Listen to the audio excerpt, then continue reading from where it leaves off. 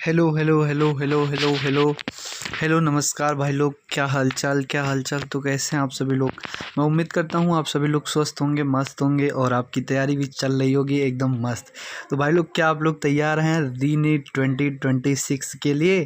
भाई जैसा कि आपको पता है कि भाई एग्ज़ाम तो आपका कैंसिल हो ही गया है, पर कोई बात नहीं। थकना मना है, रुकना मना है और लड़ते जाना है जब तक मंजिल मिल नहीं जाती है। हमें अंत समय तक लड़ना है और 21 जून के शाम 5 बजे तक लड़ना है, ठीक।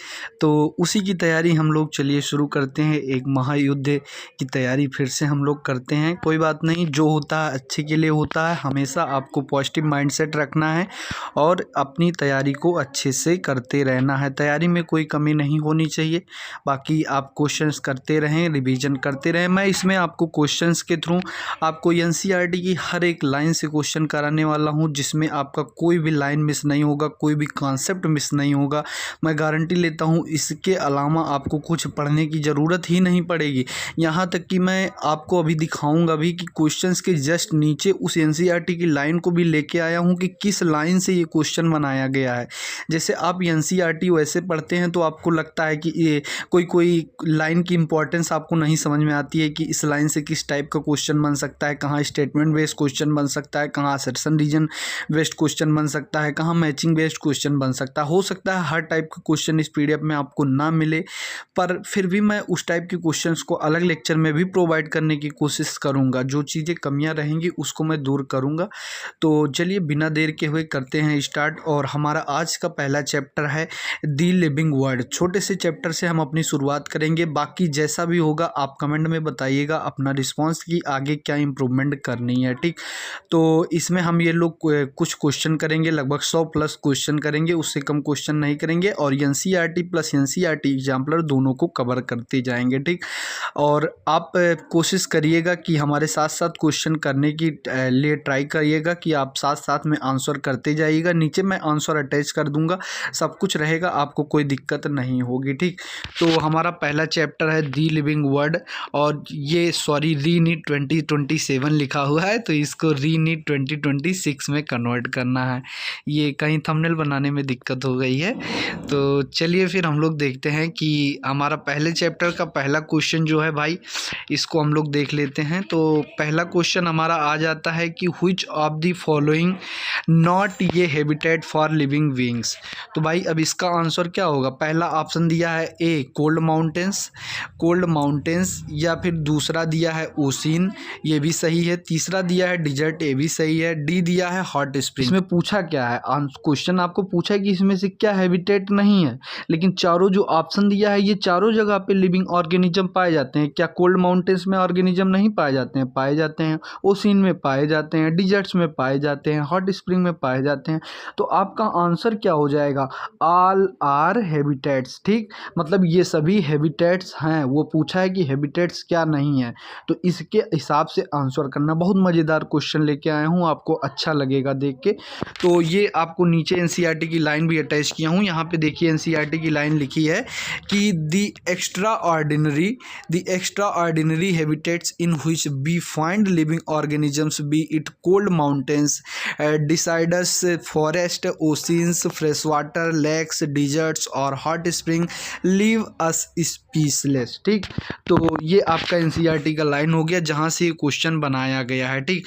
तो अब देखते हैं, तो ये हो जाएगा which of the following is ये कैरेक्टरिस्टिक्स ऑफ लिविंग ऑर्गेनिज्म। इसमें से कौन सा कैरेक्टरिस्टिक है जो लिविंग ऑर्गेनिज्म में पाया जाता है।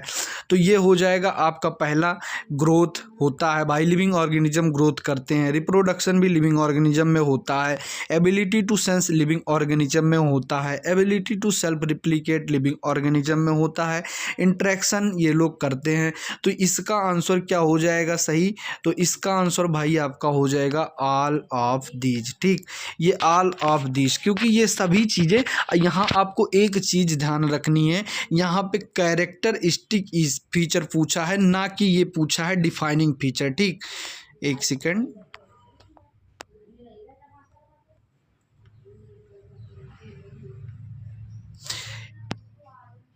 ये चीज़ आपको ध्यान रखना है कि यहाँ पे कैरेक्टरिस्टिक, सॉरी 1 सेकेंड भाई, PDF का थोड़ा इशू हो रहा है।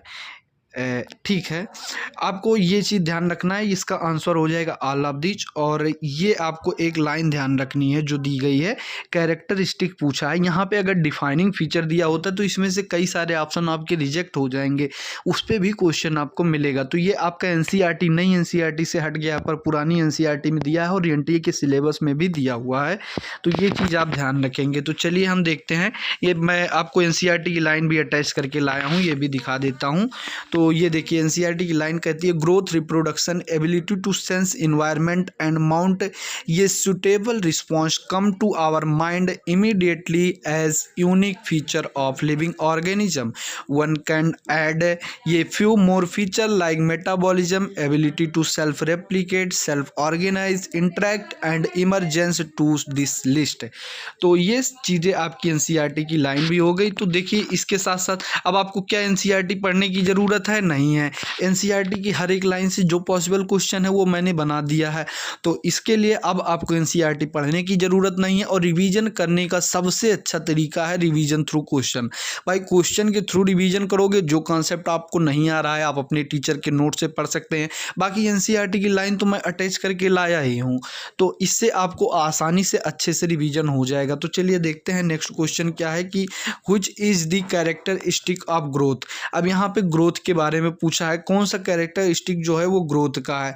तो भैया इंक्रीज इन नंबर, हाँ नंबर में बढ़ती हो रही है तो फिर ग्रोथ हो रहा है। मास बढ़ रहा है तो भी ग्रोथ हो रहा है। Increase in ability to sense, नहीं ये गलत है। तो आपका आंसर हो जाएगा बोथ 1 and 2। ठीक, तो ये आंसर आपका सही हो जाएगा। NCERT की लाइन कहती है increase in mass and increase in number of an individual are twin characteristic of growth. ठीक, तो हमारा नेक्स्ट क्वेश्चन आ जाता है क्या, नेक्स्ट क्वेश्चन आ जाता है, एक सेकंड। क्वेश्चन नंबर 4 है हमारा, which organism grow by cell division. ठीक, इसमें से कौन ऑर्गेनिज्म जो है सेल डिवीजन के द्वारा ग्रो करता है। तो भाई ओनली यूनिसेलुलर, नहीं मल्टीसेलुलर भी ग्रो करते हैं। ओनली मल्टीसेलुलर, नहीं यूनिसेलुलर भी करते हैं, मतलब दोनों करते हैं। तो इसका आंसर आपका क्या हो जाएगा, बोथ 1 and 2। ठीक, बोथ 1 and 2। तो ऑप्शन नंबर आपका 3rd सही हो जाएगा, बोथ 1 and 2 दोनों में सेल के द्वारा ग्रोथ होता है। ये लाइन आपकी लिखी हुई है, इसको आप पढ़ लीजिए। Unicellular organism grow also by cell division. Also मतलब यूनिसेलुलर भी करते हैं, इसके साथ साथ मल्टी सेलुलर भी करते हैं। ठीक, तो नेक्स्ट क्वेश्चन हमारा क्या है कि in plant cell division occurs. In plant cell division occurs कब होता है, during germination only, till 1 month गलत, ड्यूरिंग फ्लावरिंग गलत, throughout their life span. एक NCERT की बहुत अच्छी लाइन लिखती है कि एनिमल में जो होता है वो सेल डिवीजन जो होता है एक फिक्स एज तक होता है, लेकिन प्लांट सेल में जो होता है वो through out the life span होता रहता है। जैसे हमारे स्किन में, हमारे शरीर में सेल डिवीजन कब होता है, जैसे हमें कहीं घाव लग गया तो चलो वो घाव भरता है तो वहाँ सेल डिवीजन हो जाता है। बाकी हर सेल में डिवीजन नहीं होता भाई, एक बार कार्डियक सेल वगैरह जो होती हैं वो सब डिवीजन बार बार नहीं करती हैं। आपको सेल डिवीजन में, सेल साइकिल में और सेल स्ट्रक्चर में ये सब सारी चीज़ें सेल के बारे में पढ़ाई जाएंगी। तो हमारा NCERT की लाइन क्या कहती है भाई कि NCERT कहती है, यहाँ पे अगर देखेंगे NCERT की लाइन तो in plant the growth by cell division occurs continuously throughout their life span in animals, this growth is seen only up to a certain age. ठीक, अगर क्वेश्चन नंबर 6 को देखा जाए कि if body mass is taken, if body mass is taken as an criteria for growth then which of the following is an example of growth in non living। तो ये कह रहा है कि अगर बॉडी मास को हम ले लिया जाए एक क्राइटेरिया को ग्रोथ के लिए, तो यह कौन सा एग्जाम्पल इसमें से है जो नॉन लिविंग में भी पाया जाता है। तो भाई देखा जाए माउंटेन्स, तो ये माउंटेन्स दिया है, दूसरा बाउल्डर्स दिया है, सैंड मॉल्स दिया है, ऑल ऑफ दीज। तो भाई इसका आंसर हो जाएगा ऑल ऑफ दीज, क्योंकि जो ये मास के ग्रोथ का क्राइटेरिया क्राइटेरिया होता है ये आपको देखने को मिलेगा। माउंटेन्स पे धीरे धीरे धूल मिट्टी जमा होती रहती है, जमा होता रहता है, तो क्या उसका मास में ग्रोथ होता है, उसकी भी साइज इंक्रीज करती है, उसकी भी मतलब मास में इंक्रीजमेंट होता है। तो इस चीज़ का ये एक्सेप्शन है, इसलिए लिविंग ऑर्गेनिज्म को हम मास से का डिफाइनिंग फीचर मास नहीं कहते हैं। तो इसलिए ये लिविंग ऑर्गेनिज्म और नॉन लिविंग ऑर्गेनिज्म दोनों में कॉमन फीचर्स पाया जाता है। तो ऑप्शन नंबर डी आपका सही हो जाएगा, ऑल ऑफ दीज। ठीक, तो ये चीज़ आप याद रखेंगे। और इसके बाद नेक्स्ट क्वेश्चन हम देखते हैं। तो ये आपकी एनसीईआरटी की लाइन भी दी हुई है, the non living objects also grow if we take increase in mass and increase criteria for growth. ठीक, तो 7 नंबर क्वेश्चन हमारा आ जाता है, which of the following is incorrect. ठीक, तो which of the following incorrect, non living organism also grow if we take increase in body mass as criteria for growth. Yes, एकदम true है, अभी आपको मैंने दिखाया। In animals growth is seen throughout the life, नहीं, throughout the life animals में नहीं होता है भैया, ये चीज़ यहाँ आपको ध्यान रखना, ऐसे कन्फ्यूजिंग आएगा, यहाँ प्लांट्स रहेगा। ठीक, in majority of animals and plants growth and reproduction are mutually exclusive events. Yes, इसके बाद जो है growth exhibit by non living object is by accumulation of on the surface. Yes, तो आपसे पूछा क्या है, इसमें से आंसर आपसे पूछा है शायद फॉल्स पूछा। हाँ देखो, ये चीज़ आप ध्यान रखेंगे, कभी भी क्वेश्चन पढ़ते समय आप ध्यान रखें कि आपसे करेक्ट पूछा है या इनकरेक्ट पूछा है, उसको हाईलाइट कर लें। तो इसमें पूछा है इनकरेक्ट क्या, तो हमारा ऑप्शन नंबर 2 ही सही हो जाता है। ये आपका ऑप्शन नंबर 2 सही है। ठीक, क्योंकि ये जो होता है ये प्लांट सेल में होता है, ना कि एनिमल सेल में। एनिमल सेल में कुछ ही समय तक होता है, एक सर्टेन एज तक होता है, निश्चित एज तक होता है। ठीक, बाकी सभी ऑप्शन सही हैं। तो ये हो गया आपका एनसीईआरटी की line, in animal cell growth seen up to a certain age, however cell division occurs in criterion tissue, मतलब sorry certain tissue to replace lost cell. मैंने कहा ना कि कहीं इंजरी हो जाए, कहीं घाव लग जाए, तो वो घाव भरने के लिए जो होता है वहाँ पे सेल डिवीजन होता है। ठीक, तो चलिए हमारा नेक्स्ट क्वेश्चन आ जाता है। क्वेश्चन नंबर 8 है हमारा कि प्रोडक्शन ऑफ प्रोजेनी। ठीक, मतलब प्रोजेनी का production with features more or less similar to those parents. मतलब ये पूछ रहा है कौन से फीचर के साथ मोर और लेस सिमिलर होते हैं वो पेरेंट्स से। तो पहला ऑप्शन आपका दिया गया है क्या, ग्रोथ, दूसरा रिप्रोडक्शन, तीसरा प्लियोट्रॉफी, तीसरा नन ऑफ दी। तो रिप्रोडक्शन फीचर ऐसा जो होता है भाई, production of progeny with features more or less similar to those of parent. ये आपका आंसर हो जाएगा रिप्रोडक्शन, क्योंकि एनसीईआरटी की लाइन जो कहती है, ये एनसीईआरटी की लाइन से ही क्वेश्चन बनाया गया है। Reproduction are referred to as the production of progeny processing the features are more or less similar to those of parents. ठीक, तो नेक्स्ट क्वेश्चन हमारा हो जाता है 9, मैच द फॉलोइंग। फंजाई का रिलेशन किससे हो जाएगा भाई, तो फंजाई जो होता है और इसके बाद प्लेनेरिया, ABC यहाँ पे दिया है, 1 2 3 दिया है।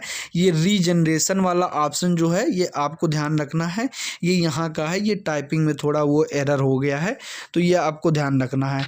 तो ये आपका हो जाएगा फंजाई। तो फंजाई का रिलेशन किससे, ये रिप्रोडक्शन पूछा गया है जो एनसीईआरटी की लाइन में दिया गया है, तो फंजाई स्पोर हो जाएगा आपका। इसके बाद जो प्लेनेरिया हो जाएगा, प्लेनेरिया में जो होता है ये ट्रू रीजनरेशन होता है, और हाइड्रा में जो होता है वो बडिंग होता है। आप एनसीईआरटी की लाइन देखेंगे तो वहाँ पे दिया हुआ है, तो ऑप्शन नंबर 3 इस हिसाब से आपका हो जाएगा सही। ठीक, तो चलते हैं हम नेक्स्ट क्वेश्चन में, which of the following do not grow by fragmentation. इसमें से किसमें फ्रेगमेंटेशन नहीं होता है, तो फिलामेंटस एल्गी में जो होता है, प्रोटोनिमा में फ्रेगमेंटेशन होता है, फंजाई में जो होता है। ये ईस्ट में जो है कि आपका फ्रेगमेंटेशन नहीं होता है भैया, ईस्ट में फ्रेगमेंटेशन नहीं होता है, ये चीज़ आप ध्यान रखेंगे। Which of the following do not reproduce, भैया म्यूल जो होता है स्टेराइल होता है, ये एनसीईआरटी कहती है। स्टेराइल वर्कल भी, ये तो खुद ही बोल दिया है स्टेराइल है, तो ये भी नहीं करेगा। इसके बाद इनफर्टाइल ह्यूमन कपल, भाई जो इनफर्टाइल है वो कैसे रिप्रोडक्शन करेगा, तो इसका आंसर आपका क्या हो जाएगा, ऑल ऑफ दीज। ठीक, तो ये सभी जो होते हैं रिप्रोडक्शन नहीं करते हैं। इसके बाद which of the following statement is incorrect, तो आपको देखना है कि which of the following statement is incorrect. All living organism are made up of chemicals, these chemicals are constantly made and changed into some other biomolecules। और इसके बाद दिया है thousands of metabolic reaction occur inside ये living organism,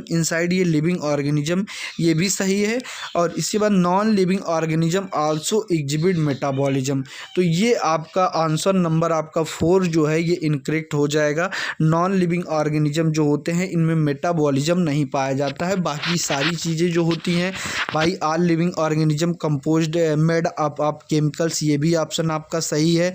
और इसके बाद जो है फर्स्ट सही है, सेकंड भी सही है, थर्ड भी सही है, फोर्थ वाला आपका इनकरेक्ट है। ठीक, तो चलिए हम लोग देखते हैं, क्योंकि ये लाइन लिखी हुई एनसीईआरटी की लाइन है भाई, non living organism so metabolism, sorry ये कुछ एरर लग रहा है, no non living organism so metabolism. ठीक, ऑप्शन सही है, फोर्थ ऑप्शन सही है। इसके बाद 13 नंबर क्वेश्चन हम देखते हैं, तो हमारा जो है इसमें पूछा है कौन सा स्टेटमेंट इनकरेक्ट है। ठीक, इनकरेक्ट बताना आपको हमेशा ध्यान रखना है कि क्या पूछ रहा है। इन unicellular organism reproduction is synonyms of growth, तो ये भी ऑप्शन आपका जो है सही लग रहा है, एकदम सही है। बाकी आप चारों ऑप्शन रीड करके तभी टिक किया कीजिए।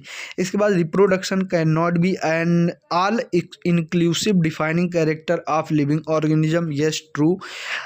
The no non-living object is capable of reproducing or replicating by itself, सही है। और mules have ability to reproduce, नहीं नहीं नहीं, ये जो होते हैं स्टेराइल होते हैं, ये मैंने आपको अभी ऊपर भी बताया है कि mules जो होते हैं स्टेराइल होते हैं, ये ऑप्शन आपका इनकरेक्ट है। ठीक, तो आप देख रहे होंगे कि लगभग मैं हर एक लाइन से क्वेश्चन बना के लाया हूँ, आपका कोई लाइन मिस नहीं हो रहा है।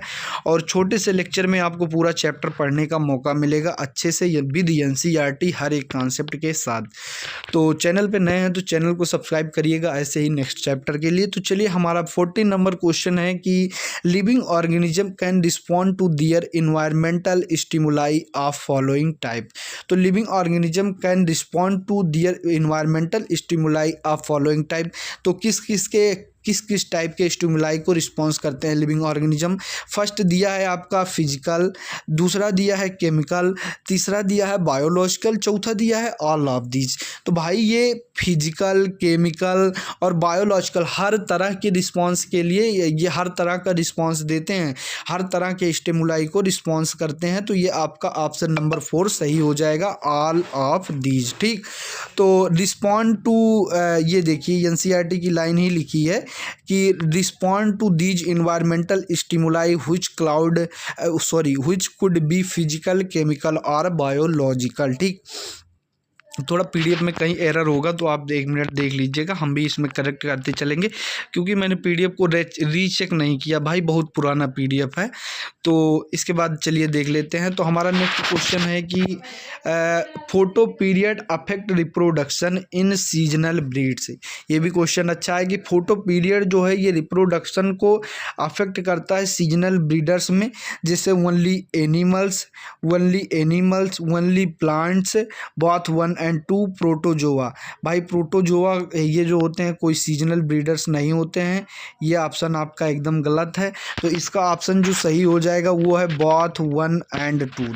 ये एनिमल्स और प्लांट दोनों में जो है ये क्या करते हैं कि रिप्रोडक्शन को अफेक्ट करते हैं। Photo period affect reproduction in seasonal breeders both plant and animal. ठीक, क्वेश्चन नंबर 16 आपका हो जाता है self consciousness is the characteristic of all protist, all eukaryote, only human, all living organism.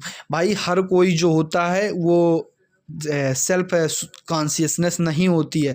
भाई पौधे भी तो लिविंग होते हैं, प्लांट लिविंग होते हैं। क्या आप प्लांट को काटते हैं तो प्लांट चिल्लाता है मुझे दर्द हो रहा है, मुझे मत मारो, मुझे मत काटो? ऐसा कुछ नहीं होता है।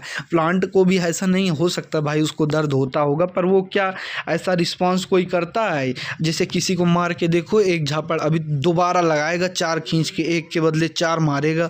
लेकिन पौधे को आप काट दो, मार दो, कुछ भी कर दो, तो क्या वो रिस्पॉन्स करता है? भाई नहीं करता है। ठीक, तो ये केवल हो जाएगा ओनली ह्यूमंस। ठीक, तो ये ओनली ह्यूमंस का फीचर है। ठीक, human being is the only organism. ये देखो ओनली ऑर्गेनिज्म, ये लाइन आपका थोड़ा ध्यान रखेंगे। ये बोला ओनली ऑर्गेनिज्म मतलब केवल ह्यूमन बीइंग है which is aware of himself that has self consciousness. ठीक,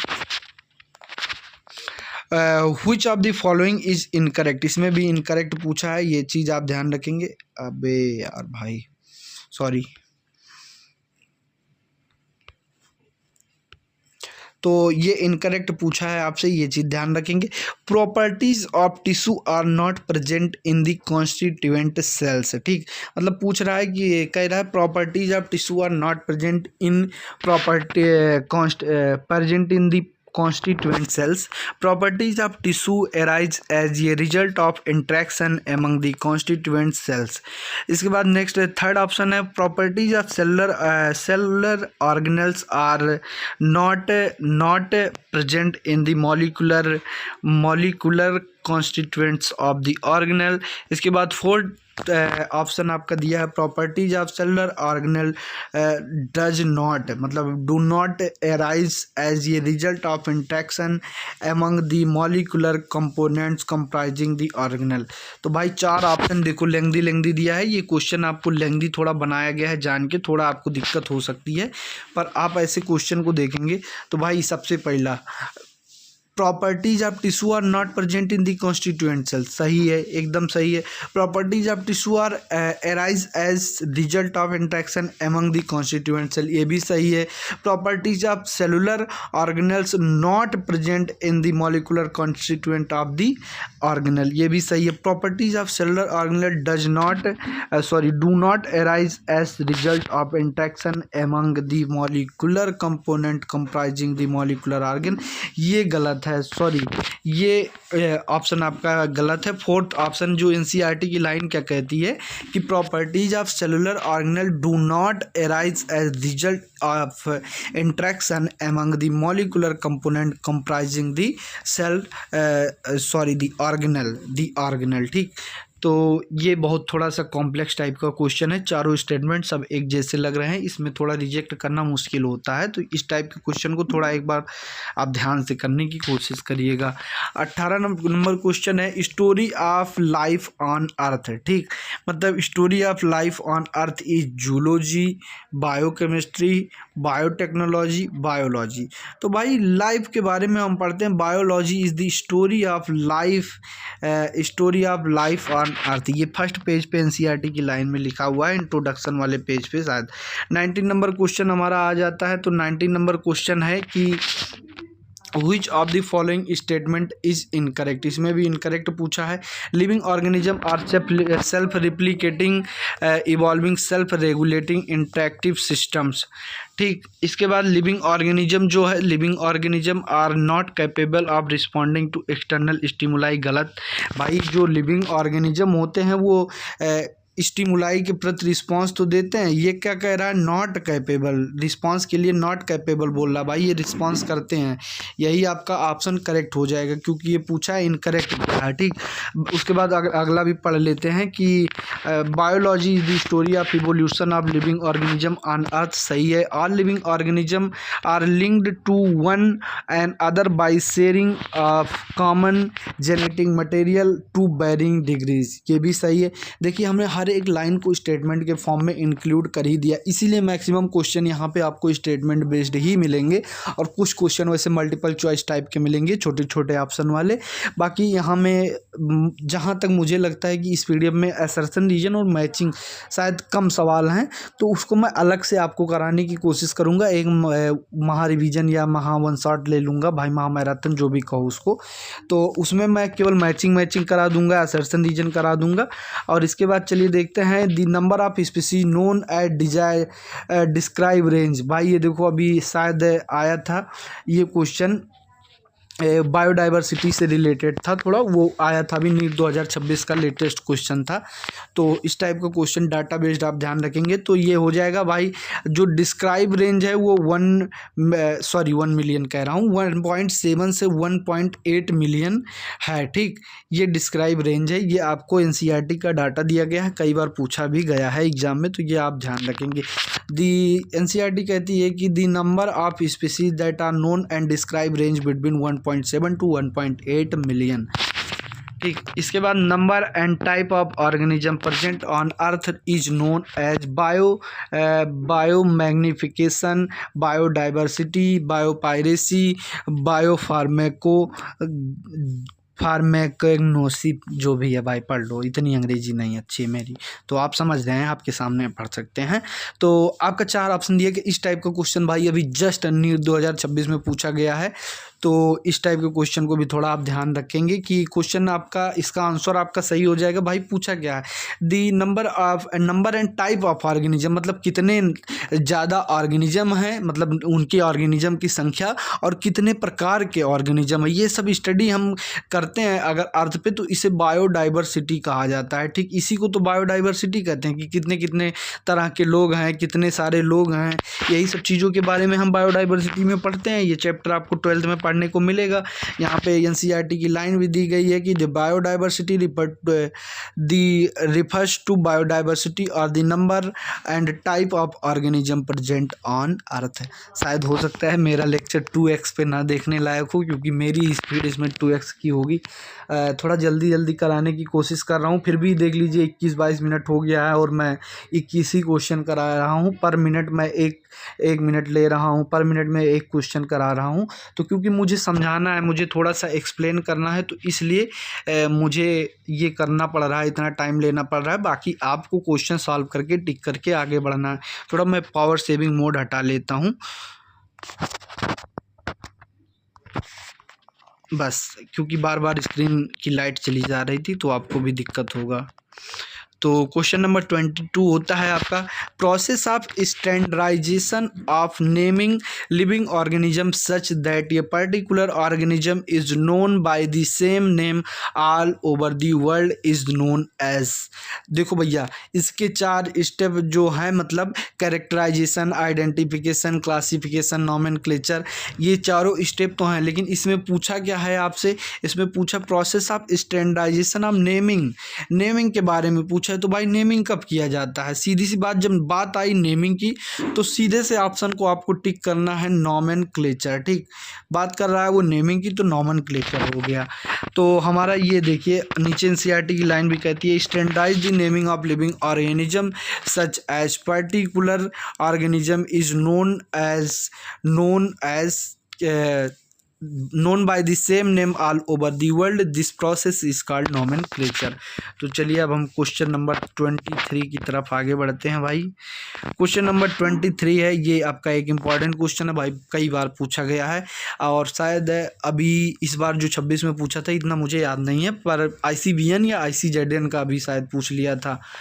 तो Indian code for biodiversity nomenclature, Indian code for, गलत, एकदम गलत भाई, ये क्या है, इंडियन कोड क्या होता है, international code for botanical nomenclature, yes एकदम ट्रू, ऑप्शन नंबर 2 आपका सही है, और बाकी देखने की ज़रूरत नहीं है इसमें, ठीक।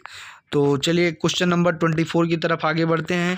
For plant scientific name are based on agreed principle of ICVN।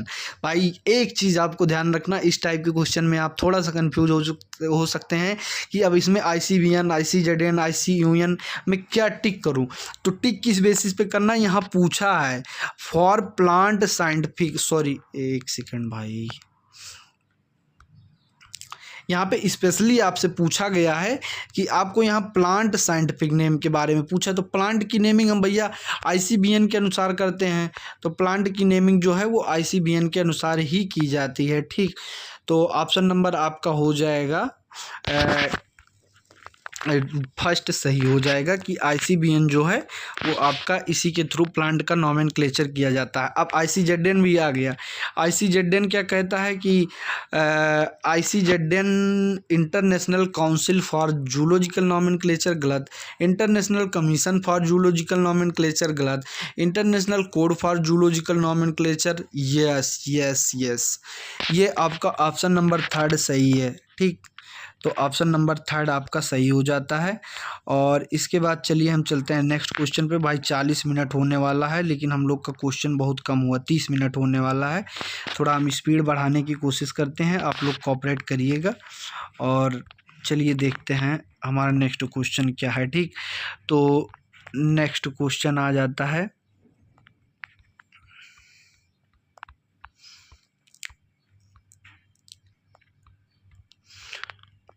Binomial. ठीक है, binomial nomenclature was provide by, ये आपका सीधा सा आंसर है भैया, कैरोलस लीनियस। ठीक, बायोनॉमियल नोमेनक्लेचर किसने दिया था? कैरोलस लीनियस ने दिया था।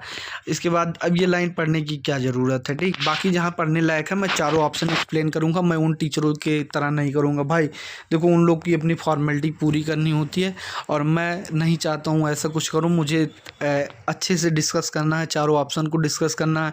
देखा हूँ मैं कई सारे टीचर्स हैं यूट्यूब पे, आपको भी पता होगा कि वो आते हैं और ऐसे ऐसे पढ़ते हैं, ऐसे ऐसे चारों ऑप्शन में से एक आंसर जो सही होता है उसको टिक करके आगे बढ़ जाते हैं, बाकी ऑप्शन को पढ़ते ही नहीं है।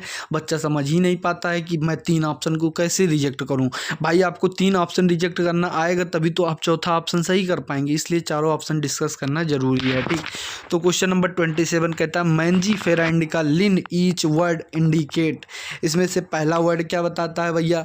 तो पहला वर्ड आपका बताता है ये हो जाएगा जीनस, दूसरा क्या हो जाएगा स्पीसीज, तीसरा क्या हो जाएगा ये आपका साइंटिफिक नेम मतलब ऑथर नेम हो जाता है। तो ऑप्शन नंबर थर्ड आपका इसका हो जाएगा एकदम correct, genus species and author name. ठीक, तो ये आपको दिया भी गया है और इसको ध्यान रखेंगे एक चीज़ कि जो जीनस का फर्स्ट वर्ड जो होता है ये कैपिटल लेटर में लिखा जाता है और इसका जो होता है स्पीसीज का वो ऑल स्मॉल होते हैं। ठीक, और सबसे लास्ट में जो होता है वो ऑथर नेम होता है। तो चलिए हम नेक्स्ट क्वेश्चन पे आते हैं। 28 नंबर क्वेश्चन हमारा कहता है कि biological names are generally in, तो भैया बायोलॉजिकल नेम्स जो होते हैं जनरली वो लैटिन में होते हैं पर रिटन इन इटैलिक्स, उनको इटैलिक्स में लिखा जाता है, प्रिंट किया जाता है और लेकिन ये होते हैं लैटिन में। इसके बाद printed form of biological name, printed form के बारे में बात कर रहा है। तो printed form of biological names जो होता है आर रिटन एस, तो इनको जब हम रिटन करते हैं तो रिटन इन इटैलिक्स। ठीक, ये होते जनरली इन लैटिन होते हैं और इनको लिखते किस में है? इटैलिक्स में, ये चीज़ हमने आपको बताया। लेकिन जब हैंड रिटन करते हैं तो उसको हम सेपरेटली अंडरलाइन करते हैं, इस पर भी क्वेश्चन आगे मिलेगा आपको। व्हेन हैंड रिटन, ये देखिए नेक्स्ट क्वेश्चन यही है, व्हेन हैंड रिटन, यहाँ बात कर रहा है हैंड रिटन की, इसलिए तीनों आप देखिए आपके हर एक कन्फ्यूजन क्लियर हो गए। लेकिन आप एनसीईआरटी पढ़ते तो आप लाइन पढ़ते चले जाते और आपको समझ नहीं आता कि इस पर किस टाइप का क्वेश्चन बन सकता है। तो ये देखिए जब हैंड रिटन किया जाता है तो इनको सेपरेटली अंडरलाइन भी किया जाता है, ये ऑप्शन आपका सही हो जाएगा थर्ड। तो ये आपका एनसीईआरटी की लाइन से बनाया गया है, एनसीईआरटी की लाइन आप पढ़ सकते हैं। तो नेक्स्ट क्वेश्चन हमारा हो जाएगा which of the following is incorrect, इसमें इनकरेक्ट पूछा है तो चलिए देखते हैं इनकरेक्ट क्या है। The first word of in biological names are represent genus, सही, हमने अभी ऊपर किया है। Second component denote the specific epithet, एकदम सही है। थर्ड जो ऑप्शन दिया है genus start with capital letter, ये भी एकदम सही है, मैंने अभी आपको बताया। Specific epithet start with small letter and underlined in printed, तो ये चौथा ऑप्शन आपका गलत है। थोड़ा सा यहाँ कहाँ ब्लंडर किया है, जब एनसीईआरटी की लाइन पढ़ेंगे तो ये कह रहा है कि the first word denoting genus start with capital letter while specific epithet start with small letter, it can be illustrated with the example of Mangifera indica. भाई जो होता सॉरी, वो गला सूख रहा है ना भाई, इतनी देर से बोलते बोलते कंटिन्यू बोले जा रहा हूँ, तो इस वजह से खांसी आ गई। तो हमारा फोर्थ ऑप्शन जो है ये थोड़ा सा इनकरेक्ट हो जाता है कि स्पेसिफिक एपिथेट जो होता है स्मॉल लेटर से स्टार्ट तो होता है, लेकिन अंडरलाइन ये ऐसे नहीं होता है। ये मैंजीफेरा इंडिका जब ये इटैलिक्स में लिखा जाता है तो ऐसे ये अंडरलाइन नहीं होता है। बाकी चलिए देखते हैं। लिन आफ्टर ये botanical name of plant represent. तो लिन जो है भैया अभी हमने आपको बताया कि ये ऑथर नेम को रिप्रेजेंट करता है। क्या ही क्वेश्चन है। तो Mangifera indica is the botanical name of, भाई बचपन से पढ़े होते हैं ये चीज़, आपका मैंगो का है। ठीक, तो चलिए नेक्स्ट क्वेश्चन पे चलते हैं। नेक्स्ट क्वेश्चन ये रहा 34 नंबर, 34 ही है ना, हाँ 34 है। तो चलिए 34 नंबर क्वेश्चन हमारा क्या कहता है, the process which anything is grouped into convenient categories based on some easily observable character is known as. भाई क्लासिफिकेशन, उनको क्लासिफिकेशन किया जाता है, अलग अलग ग्रुप में किसी अलग अलग कैटेगरी में रखा जाता है, तो इसे कहते हैं क्लासिफिकेशन। तो classification is the process by which anything is grouped into convenient categories based on some easily observable characters. Next question हमारा हो जाता है क्या कि character process of classification based on characteristic of all living organism can be classified into different taxa is known as. तो ये हो जाएगा भाई टैक्सोनॉमी। ये आपका एनसीईआरटी की लाइन कहती है कि this scientific term for these categories is taxa. Here you must recognize these taxa can indicate categories at very different level। एक चीज़ आप और कर सकते हैं, साथ में एनसीईआरटी की लेके भी बैठ सकते हैं। जो लाइन से हमने क्वेश्चन बनाया है, जो चीज़ें आपको, जो लाइन गलत होती है, जो क्वेश्चन आपको नहीं आता है, उसको आप हाईलाइट कर सकते हैं कि हाँ ये चीज़ से यहाँ से क्वेश्चन बन सकता है और ये चीज़ मुझे नहीं आती है, ये चीज़ आपके लिए अच्छा है। तो 35 क्वेश्चन हमारे हो चुके हैं। चलिए नेक्स्ट 36 को देखते हैं। Which of the following represent ये taxa, animals, mammals, cats, all of these. भाई हर कोई एक अपनी अपनी जगह पे एक टैक्सा को अलग अलग कैटेगरी को शो कर रहा है। भाई एनिमल अलग टैक्सा शो कर रहा है, मैमल्स अलग टैक्सा शो कर रहा है, कैट्स अलग टैक्सा शो कर रहा है। ठीक, तो ये ऑल ऑफ दीज हो जाएंगे।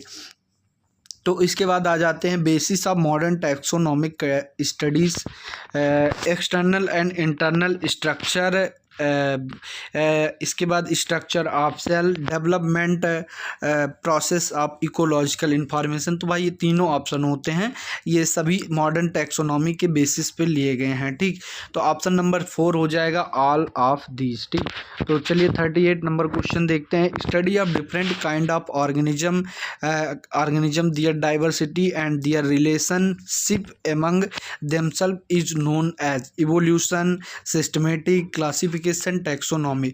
तो भाई जो डाइवर्सिटी का रिलेशन जो होता है दियर, वो उसे जब इवोल्यूशन का रिलेशनशिप जुड़ जाता है, जैसे CICN आपने 4 स्टेप लिया था क्लासिफिकेशन उसमें, तो कैरेक्टराइजेशन, आइडेंटिफिकेशन, क्लासिफिकेशन, नॉमेनक्लेचर। ठीक, तो उसमें जब इवोल्यूशनरी रिलेशनशिप को ऐड कर दिया जाता है, हमारे डाइवर्सिटी को ऐड कर दिया जाता है, तो वो सिस्टमेटिक टर्म बन जाता है। ठीक, तो the branch of study was referred to as systematic. चलिए क्वेश्चन नंबर 39 को देखते हैं। The title of publication of Linnaeus की बुक का जो टाइटल था वो ये सिस्टमा एनिमेलिया नहीं, सिस्टमा बॉटनिका नहीं, सिस्टमा नेचरी। यस, जो लीनियस की किताब थी वो उसका टाइटल जो था वो सिस्टमा नेचरी था, ये आप याद रखेंगे। ठीक, इसके बाद चलिए देखते हैं which of the following is are correct. इनमें से कौन कौन से ऑप्शन सही हैं।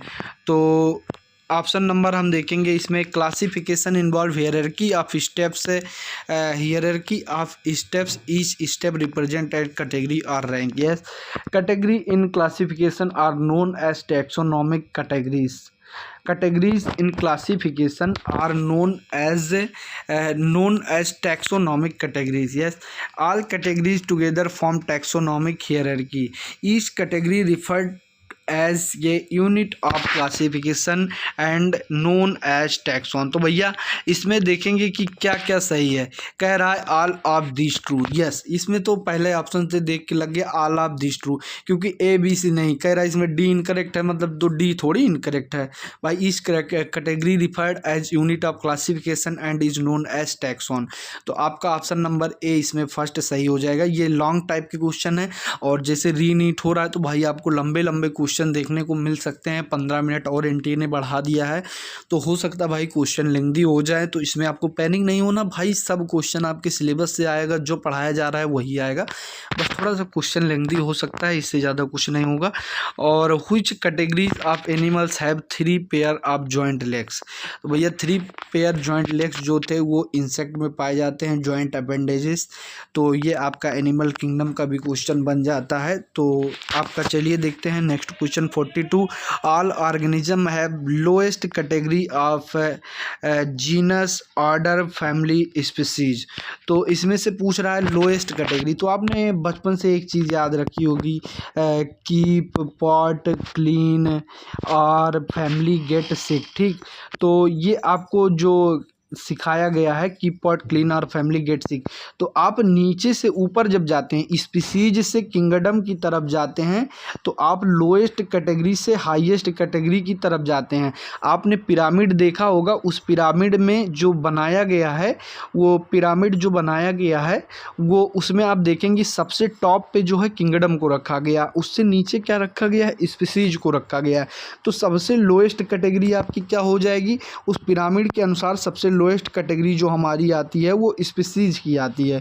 तो ऑप्शन नंबर डी हमारा सही हो जाएगा, ऑप्शन नंबर डी, ठीक। तो ऑप्शन नंबर डी इसका हो जाएगा करेक्ट। स्पीसीज जो है ये लोएस्ट कैटेगरी होती है। और हाईएस्ट कैटेगरी अगर पूछ ले आपसे तो हाईएस्ट कैटेगरी क्या होती है, हाईएस्ट कैटेगरी आपकी किंगडम हो जाएगी। 43 नंबर क्वेश्चन को देखा जाए, scientific name of potato lion mango. तो इन तीनों के साइंटिफिक नेम के बारे में एक ही में पूछ लिया। ये बताओ, 3 क्वेश्चन को एक क्वेश्चन बना दिया गया है स्टेटमेंट के बेसिस पर। तो पैंथेरा लियो, तो भैया पोटैटो का पैंथेरा लियो नहीं होता, आपको सीक्वेंस याद रखना है। तो सबसे पहले हो जाएगा इसका पोटैटो का आपको देखना है सोलेनम ट्यूबरोसम, ये हो जाएगा। लायन का हो जाएगा पैंथेरा लियो, मैंगो का हो जाएगा मैंजीफेरा इंडिका। तो सीक्वेंस के हिसाब से अगर देखा जाए तो आपका डी ऑप्शन जो है ये सही हो जाएगा। सोलेनम ट्यूबरोसम पोटैटो का, ये हो गया पैंथेरा लियो लायन का, मैंजीफेरा इंडिका मैंगो का। तो ऑप्शन नंबर 3 आपका सही हो जाएगा, ठीक। तो इसके बाद नेक्स्ट क्वेश्चन पे हम चलते हैं। 44 number question, which of the following statement is wrong. आपको ये चीज़ हमेशा हाईलाइट करके रखना है, करेक्ट इनकरेक्ट क्या पूछा है, रॉन्ग पूछा है। Genera are aggregates of closely related species.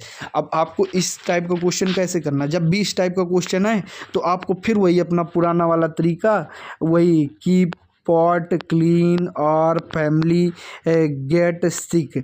तो भाई जेनरा जो है, जेनरा किससे रिलेटेड है, ये जो है जेनरा। अब जेनरा जो आपको मिलेगा, जेनरा हमेशा आपको किससे रिलेटेड मिलेगा, जेनरा इसका रिलेशन किससे होगा, स्पीसीज से।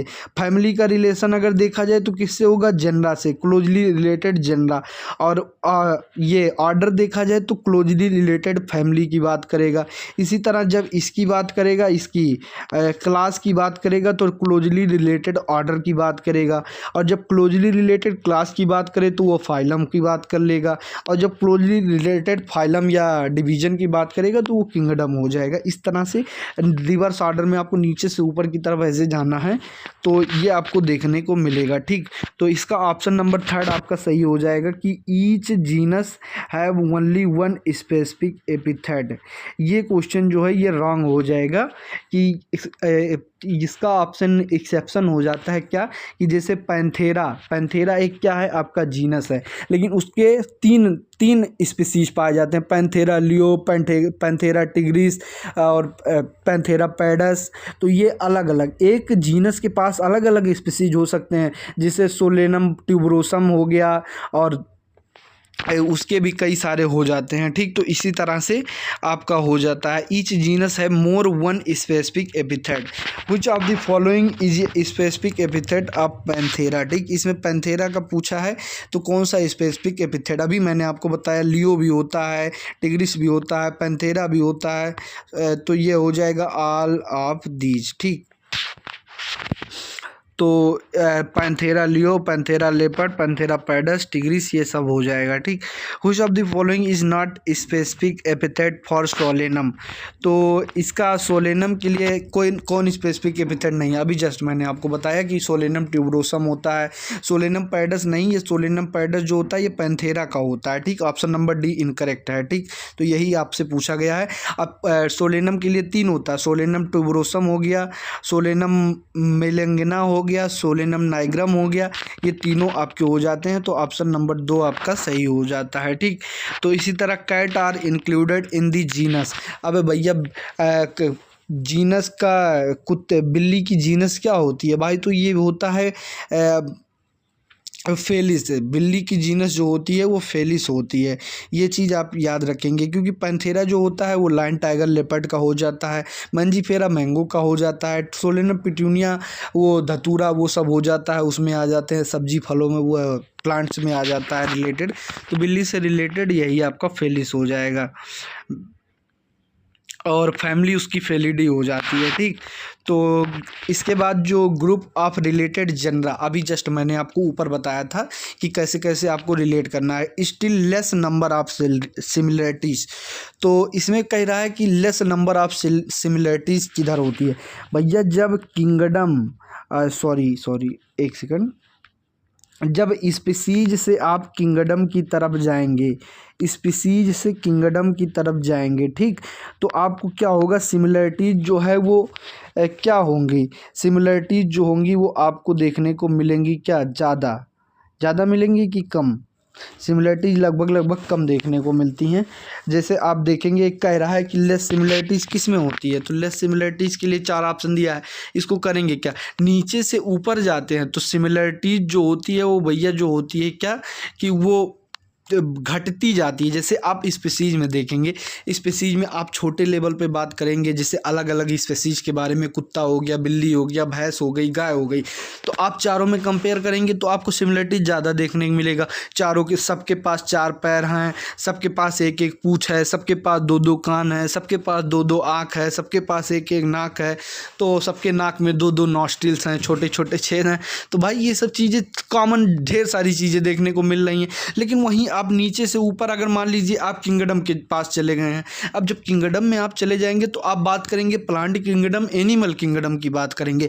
तो प्लांट में भाई प्लांट एक जगह पे स्थिर रहता है, प्लांट कार्बन डाइऑक्साइड लेता है, ऑक्सीजन छोड़ता है, वो भाई फोटोसिंथेसिस करता है। क्या एनिमल ये सारी चीज़ें कर पाता है? नहीं कर पाता है। और एनिमल चल फिर सकता है, क्या प्लांट चल फिर सकता है? नहीं। तो इन दोनों में सिमिलरिटीज़ नहीं होती, बहुत कम सिमिलरिटीज़ आपको देखने को मिलेंगी, ठीक।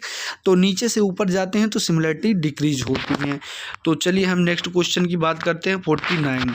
तो 49 हो जाता है, are characteristics characterize on the basis which features, families are characterize on the basis of which features. तो ये पूछ रहा है किस फीचर्स के हिसाब से हम फैमिली को कैरेक्टराइज कर सकते हैं। तो भैया ये आपका हो जाएगा वेजिटेटिव, रिप्रोडक्टिव, बिहेवियरियल, बोथ 1 और 2। तो भाई फैमिली को हम कैरेक्टराइज करने के लिए ये बोथ 1 और 2 आपका ऑप्शन नंबर दोनों सही हो जाएगा, ठीक है। अरे सॉरी 4, मतलब बोथ 1 और 2 सही हो जाएगा। D, families are characterized on the basis of both vegetative and reproductive features of plant species, ठीक। तो चलिए नेक्स्ट क्वेश्चन की हम बात करते हैं। क्वेश्चन नंबर 50 पे आ गए, देखें कितने मिनट हो गए भाई। 47 मिनट में हमने 50 क्वेश्चन कर लिया। थोड़ी सी और स्पीड बढ़ाते हैं कि 15 मिनट के अंदर अंदर, क्योंकि हम लोग को 100 क्वेश्चन प्लस करने हैं भाई, इतने टाइम नहीं लेना है। और टाइम बहुत हो रहा है, क्योंकि इतना समय लूँगा तो आपका नुकसान होगा। तो चलिए, which of the following comes under family Solanaceae. भाई सोलेनेसी के अंदर जो होती हैं 3 आते हैं, सोलेनम, पिट्यूनिया, धतूरा, 3 आते हैं। SPD से आप याद रखेंगे, या DPS पब्लिक स्कूल जो होता है उससे याद रखेंगे। धतूरा, पिट्यूनिया, सोलेनम ऐसे याद रख सकते हैं आप। DPS, सॉरी एक second, DPS S Delhi public school. ये 3 आप याद रख सकते हैं, ये सोलेनम के 3 होते हैं, तो ये तीनों फैमिली सोलेनेसी से हो जाते हैं, सोलेनम, पिट्यूनिया, धतूरा। तो ऑप्शन नंबर डी आपका हो जाता है एकदम correct, all of the. Question number 51 क्या कहता है, family Felidae consist of genus. Family Felidae जो है उसका जीनस क्या होता है, तो फैमिली फेलिडी अभी आपको हमने बताया वो बिल्ली से रिलेटेड है। इसका जीनस क्या हो जाएगा भाई, तो इसका जीनस हो जाएगा फेलिस, बिल्ली सॉरी इसका दोनों रिलेटेड हो जाएगा, फेलिस भी हो जाएगा और सोलेनम भी हो जाएगा, ठीक। तो ऑप्शन नंबर इसका, सॉरी सोलेनम कह रहा हूँ, पैंथेरा हो जाएगा। तो ये हो जाएगा, दोनों सही हो जाएगा, इसका ये भी सही हो जाएगा, ये भी सही हो जाएगा। तो फर्स्ट एंड थर्ड दोनों सही है, तो ऑप्शन नंबर 4 इसका करेक्ट हो जाएगा। तो ऑप्शन नंबर 4 बोथ 1 एंड 3। तो ये हो गया आपका। एनसीईआरटी की लाइन कहती है among following for example, sorry among animals for example genus Panthera comprising lion, tiger, leopard put along with genus Felis cats in the family Felidae. Leopard and cats belong to family. Leopard and cats किस family से belong करते हैं, तो ये भैया इनकी जो होती है फैमिली हो जाती है वो फेलिडी, दोनों की जो होती है फैमिली फेलिडी ही होती है। तो इसका ऑप्शन नंबर जो हो जाएगा ये दिया है कैनिडी एंड फेलिडी। तो भैया कैनिडी जो होती है कुत्ते की फैमिली कैनिडी होती है, ये डॉग की हो जाती है। और बॉथ कैनिडी नहीं होते हैं, ये बिल्ली की फैमिली कैनिडी थोड़ी होती है। और फेलिडी एंड कैनिडी, फिर कैनिडी कुत्ते की बात कर लिया, कुत्ता थोड़ी होता भाई, बिल्ली। हमेशा आप बिल्ली में उसी देखे होंगे, शेर से रिलेट करती हैं, लायन जैसी दिखती हैं, थोड़ी थोड़ी टाइगर जैसी, ये मिक्स दिखती है। ऐसा लगता है पता नहीं किसकी बिटिया है ये, हमें नहीं समझ आता भाई, तीनों में कन्फ्यूजन होता है। ऐसा लगता है तीनों ने मिल के रिप्रोडक्शन किया है, ये तीनों का क्रॉस कराया गया तो बिल्ली बनी है। मैं खुद कंफ्यूज रहता हूँ, बिल्ली को देख के ये तीनों जैसी क्यों दिखती है। अगर देखो तो सबसे मैच करती है थोड़ी थोड़ी। तो इसका ऑप्शन नंबर आपका हो जाएगा डी, क्योंकि इसमें कहीं नहीं दिया है केवल फेलिडी, ओनली फेलिडी होना चाहिए। तो नन ऑफ दी, जिसमें से कोई नहीं सही है, यहाँ पे दिया गया है, एक सेकंड, ये दिया है ओनली फेलिडी होना चाहिए, ठीक। तो चलिए, dog belong to family Canidae, Felidae, Solanaceae, Hominidae. भाई होमोनिडा जो भी पढ़ना हो या पढ़ लेना, हम जो भी पढ़ लेते हैं, कोई भी करने से मतलब है। तो डॉग बिलोंग टू फैमिली, कुत्ते की फैमिली कैनिडा होता है, यह भी आपको हमने बताया। चलिए नेक्स्ट क्वेश्चन हम देखते हैं, which of the following categories is based on. Page number 10 पे आ चुके हैं हम द लिविंग वर्ल्ड के, ये पेज नंबर भी मेंशन किया हुआ है किस पेज से ये क्वेश्चन बनाया गया। Which of the following based on number of similar characters, ठीक। तो कौन कौन जो है कैटेगरी जो है बेस्ड हैं सिमिलर कैरेक्टर्स पे। तो genus yes, true, species yes, family yes. तो ऑल ऑफ दीज हो जाएगा भाई इसका answer, all of these. Option number D सही है। Which of the following categories is based on aggregate of characters. तो कौन एग्रीगेट ऑफ कैरेक्टर पे बेस्ड है, ऑर्डर, ठीक। भाई जज साहब नहीं हूँ, लेकिन ठीक है, दिमाग में पता नहीं कैसे आ गया। तो generally order and other higher taxonomic categories are identified based on the aggregate characters, ठीक। तो ऑप्शन नंबर डी इसका आपका सही हो जाता है, ऑर्डर। प्लांट ऑर्डर पॉलीमोनियल्स, ये देखो टेबल से क्वेश्चन बनाएगा भाई, हर साल टेबल से क्वेश्चन आता है, अभी इस बार भी 2026 में आया था, और लिख के ले लो रीनीट में भी आएगा। ये जरूर उस टेबल से क्वेश्चन जरूर बनता है, क्योंकि वो ऐसा टेबल है ना, एनसीईआरटी का कोई ऐसा टेबल नहीं है जहाँ से क्वेश्चन ना बनता हो। हर एक टेबल, हर एक चार्ट से क्वेश्चन बनाता है नीट। तो ये देखेंगे, plant order Polemoniales is categorised on the basis of leaf arrangement, floral character, seed type, fruit character. भाई ऑर्डर जो है पॉलीमोनियल्स का वो फ्लोरल कैरेक्टर्स के बेसिस पर दिया गया है, ना कि लीफ अरेंजमेंट, सीड टाइप, ये सभी के बेसिस पर नहीं दिया गया। और भाई क्या हालचाल, पैसे तो तुम लोग के वापस होने वाले हैं 1600-1700 रुपये, मज़े करो, पार्टी करो, एग्ज़ाम भी दोगे। क्या कहानी हुई, एनटीए ने देखो कैसे सबको गुमराह कर रहा है कि मतलब एग्ज़ाम भी हो जाएगा, तुम्हारा पैसा भी वापस हो जाएगा। क्वेश्चन नंबर 57 देखते हैं, which of the following family comes under order Polemoniales. Polemoniales के ऑर्डर में कौन कौन सा आता है, तो कॉन्वोल्वुलेसी, इसके बाद आ जाता है सोलेनेसी, ठीक है, दोनों आ जाता है, तो बहुत 1 और 2 करेक्ट हो जाएगा। पॉलीमोनियल्स के अंदर 2 ही आते हैं, ठीक है। तो ये एक सेकंड, तो ये आपका जो यहाँ पे एनसीईआरटी की लाइन लिखी हुई है ये पढ़ लेते हैं। Plant family like Convolvulaceae, Solanaceae are include in the order Polemoniales mainly based on floral characters. Question number 58 की तरफ हम आगे बढ़ते हैं। तो क्वेश्चन नंबर 58 कार्निवोरा इज, ये कार्निवोरा क्या है भाई, कार्निवोरा है ऑर्डर। कार्निवोरा एक आपका ऑर्डर है, मांसाहारी जैसे होता है, शाकाहारी, मांसाहारी, सर्वाहारी, ये सब आप हिंदी में पढ़े होंगे, पहले पढ़ाया जाता था, मैं यूपी बोर्ड से पढ़ा हूँ इसलिए मुझे लगता है। Carnivora includes family like Felidae and Canidae, इसके अंदर 2 आते हैं, ये चीज़ भी आपको ध्यान रखना है। क्वेश्चन नंबर 59 की तरफ हम आगे बढ़ते हैं। Dogs and cat belong to the order Carnivora, Primata, Diptera, none of this. तो ऑप्शन नंबर 1 आपका हो जाएगा सही। डॉग और कैट का जो होता है ऑर्डर ये कार्निवोरा होता है। भाई एकदम पसीने से भीग गया हूँ, गर्मी इतनी ज़्यादा हो रही है और फैन भी नहीं चला सकता हूँ क्योंकि नॉइज़ आएगा, गरीब आदमी हूँ। फ़ोन से रिकॉर्ड कर रहा हूँ, मेरे फ़ोन का डिस्प्ले भी चला गया है, फ़ोन पे लाइनिंग आ गई है, आधे स्क्रीन दिखती है, इसलिए मुझे PDF आगे पीछे करना पड़ता है। कभी कभी क्वेश्चन पढ़ता हूँ रुक जाता हूँ, दिखाई नहीं देता लिखा क्या है, आधे फ़ोन की डिस्प्ले भी चली गई है और पंखा भी नहीं चला सकते हैं और थोड़ा नॉइज हो रहा होगा तो आप थोड़ा कोऑपरेट करिएगा भाई, बगल में कोई ना कोई बोलता रहता है। अब यहाँ मकान में किसको बोल देंगे, बिल्डिंग में किराए पे रहता हूँ तो यहाँ किसको मना कर सकते हैं। Which genus comes under Carnivora, तो जीनस कार्निवोरा के अंदर क्या क्या होता है, फेलिस, पैंथेरा, मैंजीफेरा, बोथ 1 और 2। तो ऑप्शन नंबर डी आपका फिर सही हो जाएगा भाई। कार्निवोरा में फेलिस भी आता है, पैंथेरा भी आता है। ये चीज़ें आप ऐसे क्वेश्चन करेंगे तो क्वेश्चन आपको थोड़ा सा कॉम्प्लेक्स लगेगा, ये कॉम्प्लेक्स टाइप के क्वेश्चन बनेंगे, कंफ्यूजिंग क्वेश्चन बनेंगे। ये सब क्वेश्चन इंपॉर्टेंट है आपके थोड़ा, क्योंकि ये सब चीज़ें आप एक चार्ट से रिलेट कर सकते हैं, ऐसे आप सोचेंगे तो सोचते रह जाएंगे। Which taxonomic category includes related order, तो ऑर्डर से रिलेटेड क्या है भाई, अभी आपको हमने बताया था कैसे रिलेट करना है। तो क्लास रिलेटेड होते हैं जो, उसे ऑर्डर कहा जाता है, वो सीधे आपको लिख लेना है सीरियल वाला, ठीक। कीप पॉट क्लीन और फैमिली गेट सिक, वही वाला आपको लिखते जाना है, ठीक।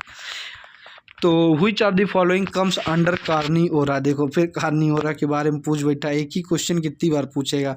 तो आप यहाँ एक बार क्लियर कर सकते हैं कन्फ्यूजन। ये अच्छा क्वेश्चन है कि कार्निवोरा के अंदर जो है आपका कैट भी आता है, लायन भी आता है, डॉग भी आता है। तो ऑल ऑफ दी, जहाँ तीनों की बात करें कार्निवोरा में आ जाते हैं, ठीक। तो highest category of taxonomy is kingdom, तो इसका ऑप्शन नंबर 2 हो जाएगा, क्योंकि मैंने बताया था नीचे वाला स्पीसीज जो होता है लोएस्ट होता है, किंगडम हाईएस्ट होता है। इसके बाद क्वेश्चन नंबर 63 क्या कहता है, 63 तो हो गया। इसके बाद देखते हैं, और वो भी एक चीज़ आप ध्यान रखेंगे कि किंगडम में कौन सा किंगडम होता है, तो वो किंगडम एनिमेलिया होता है, ठीक। ये चीज़ याद रखेंगे। और order primates and Carnivora comes under which class, ठीक, किस क्लास में ये आते हैं, ऑर्डर प्राइमेट्स एंड कार्निवोरा। तो ये जो होता है प्राइमेट्स किस में होता है भैया, प्राइमेट जो होता है ये भी मैमेलिया में होता है। अगर कार्निवोरा देखा जाए तो ये भी मैमेलिया में पाया जाता है, ऐसी कोई बड़ी बात नहीं है।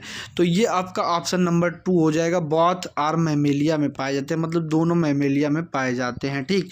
दोनों उससे रिलेटेड हैं। ये एनसीईआरटी कहती है Mammalia along with order Carnivora that include animal like tiger, cat, dog, ठीक। चलिए क्वेश्चन नंबर 65 को हम लोग देख लेते हैं। Which of the following comes under class Mammalia, तो गोरिल्ला, गिबन, मंकी। तो ये आपका हो जाएगा, तीनों आ जाते हैं, कैट भी मैमेलियम आती है, डॉग भी मैमेलियम आते हैं भाई। इसका अरे यार भाई ऑप्शन हो जाएगा ऑल ऑफ दीज। देख के ऐसे आप टिक कर सकते हैं। ये एनिमल किंगडम के टाइप के क्वेश्चन भी हैं आपको वहाँ मैमल्स जब आप पढ़ेंगे तो वहाँ भी आपको ये सब टाइप के क्वेश्चन देखने को मिलेंगे। Tiger and cat belongs to same genus, same family, same order, same class. तो भैया इसका ऑप्शन नंबर हो जाएगा भाई, सेम जीनस से बिलोंग करते हैं पैंथेरा, और इसके बाद सेम फैमिली भी हो जाती है इनकी फेलिडा। फिली की फैमिली क्या बताया था हमने, फेलिडा। और स्पीसीज क्या बताया था आपको, फेलिस। तो 3 आप याद रखेंगे। तो ये आप ध्यान रखेंगे कि जीनस, फैमिली, और इसके बाद क्या हो जाएगा आपका, सॉरी ये एक चीज़ हमने यहाँ पे गलती से बोल दिया, जीनस इनका सेम नहीं होता है।